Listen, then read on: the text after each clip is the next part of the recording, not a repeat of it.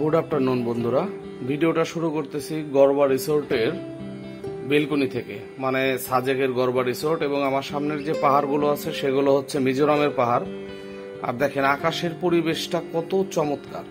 আজকে সকালে বের হইতে পারি নাই, কারণ প্রচুর বৃষ্টি হয়েছে, যার জন্য আর কংলাক টংলাক কোনো দিকে যাইতে পারি নাই।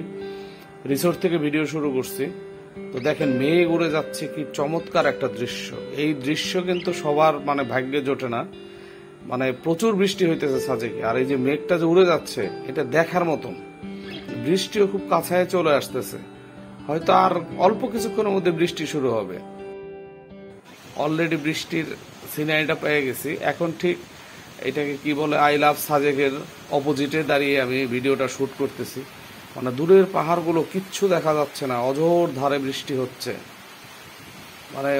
বৃষ্টি হয়েই যাচ্ছে। জানি না কখন শেষ হবে, তবে এই ফিলটা জটিল, যে ফিলটা পাচ্ছি। আর এই যে আই লাভ সাজেক দেখেন, এক ফসলা যে একটা বৃষ্টি হয়েছে, আর এখন ঠিক বিকাল 4টা বাজে, এবং দেখেন প্রত্যেকটা দোকানে লাইট জ্বলতেছে। মেঘ, ঘন মেঘের মধ্যে আছি। অলরেডি মেঘের মধ্যে দিয়ে আমরা হাঁটতেছি। এইটার যে একটা ফিল, কি চমৎকার ফিল যে এবার সাজেকে পাইছি তা বলার মতন না।